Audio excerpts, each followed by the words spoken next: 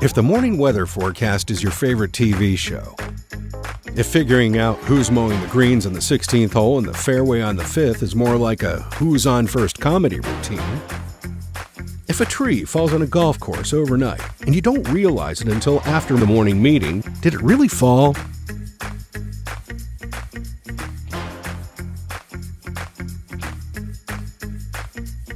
If keeping track of fleet maintenance is more like keeping track of gator keys.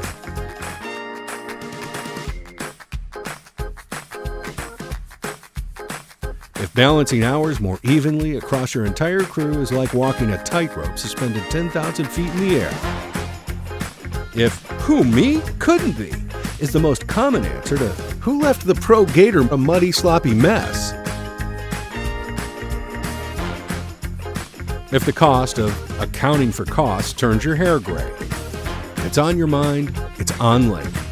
Visit johndeere.com/golf for more.